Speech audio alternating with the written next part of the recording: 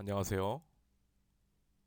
안드로이드 1에서 12장 내용 정리를 맡은 러시아 문학가 5335871 김우준입니다. 제가 준비한 안드로이드는 전기양의 꿈을 꾸는가에 대한 간략한 설명입니다. 필립 K. 딕의 1968년작 SF 소설인데요. 핵전쟁으로 동식물이 사라지고 황폐해져 버린 세계에서 인간보다 지능이 뛰어나지만 감정이입 능력이 부족한 안드로이드를 사냥하는 현상금 사냥꾼 릭 데커드의 일화를 그리며 무엇이 인간성인지에 대해 고찰하고 있습니다. 이 안드로이드는 전기양의 꿈을 꾸는가 라는 소설은 블레이드 러너라는 제목으로 영화화되기도 해서 많은 인기를 끌었습니다.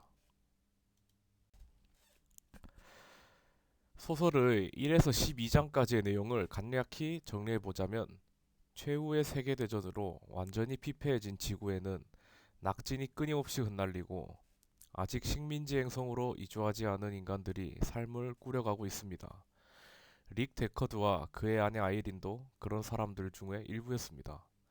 그리고 모든 사람들이 그렇듯 애완동물을 기르는 것이 그들의 유일한 취미 생활이자 낙이었죠. 그들도 양을 한 마리 기르고 있었는데요. 그러나 그건 진짜가 아닌 실물과 똑같이 생기긴 했지만 전자회로와 각종 부품들로 이루어진 인공 양이었습니다. 릭은 옆집 남자가 기르는 진짜 살아있는 말이 너무나 부러웠고 자신도 무엇인가 진짜 동물을 갖고 싶다는 열망을 품고 있었습니다. 그러나 진짜 동물은 매우 비쌌기 때문에 살 방도가 딱히 없었습니다.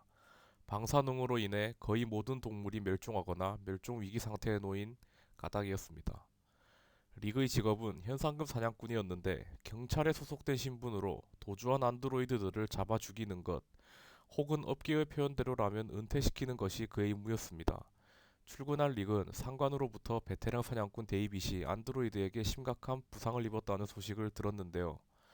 얼마 전 도주한 최신형 안드로이드 8명 가운데 둘은 은퇴시켰지만 세 번째 안드로이드에게 당하고 만 것이었습니다.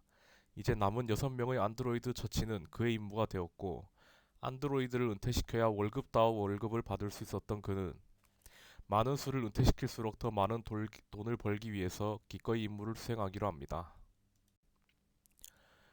그러나 상관은 일단 안드로이드 제작 회사인 로젠 연합으로 가서 안드로이드를 식별해내는 심리 테스트인 보이그트 캄프 테스트의 유효성을 우선 확인해 볼 것을 지시했습니다.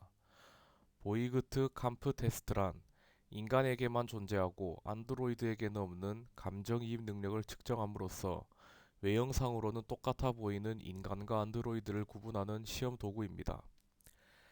릭은 로젠 연합의 레이첼 로젠을 만났습니다. 그녀는 본격적인 시험을 하기 전에 자기부터 테스트해 볼 것을 요구했고, 릭은 그녀를 테스트합니다. 릭의 테스트 결과는 그녀를 안드로이드로 지목하고 있었습니다. 그러나 그녀는 자신이 안드로이드가 아닌 인간이라고 밝힙니다. 릭은 자신의 무기나 다름없는 테스트가 무용지물이 되었다는 사실에 낭패를 숨기지 못했습니다.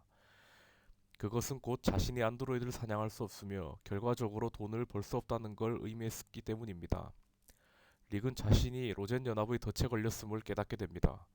로젠 연합이 제시하는 대로 행동하지 않을 수밖에 없다고 패배를 인정하려던 찰나 그는 무엇인가를 깨닫고는 다시 레이첼에게 테스트를 시행합니다. 릭은 그녀를 안드로이드로 진단한 테스트 결과를 확신했습니다. 그리고 그가 옳았습니다. 그녀는 로젠 연합의 최신 안드로이드인 넥서스 6의 원형 모델이었던 것입니다. 릭은 테스트의 유효성을 확인한 뒤 세 번째 안드로이드를 잡으러 출발했습니다. 넥서스 6의 안드로이드는 과연 똑똑했습니다. 그들은 각종 전술로 릭을 잡으려 했고 러시아 경찰로 위장해 접근한 안드로이드에게 릭은 하마터면 당할 뻔했습니다. 그러나 결국 그것을 은퇴시키는 데 성공했습니다. 다음 목표는 오페라 가수로 활동하는 안드로이드였습니다. 그녀는 매력적인 외모와 아름다운 목소리의 소유자였습니다. 릭은 그녀가 부르는 노래들을 감상하다가 리허설이 끝나자 그녀에게 테스트를 시행합니다. 독일에서 온 것으로 되어 있는 그녀는 영어 단어들의 의미를 모르는 척하며 테스트 진행 자체를 불가능하게 만들었습니다. 그리고 릭이 테스트에 포함되어 있던 성적인 상황에 대한 질문을 던지자 그녀는 성추행으로 경찰에 신고했고 릭은 경관들에게 체포되고 맙니다. 릭은 자신의 신분을 알리지만 별 소용없이 경찰서로 연행됩니다. 이후 내용은 소설의 마지막인 20장까지 계속 진행되며 저의 조사는 여기까지입니다. 감사합니다.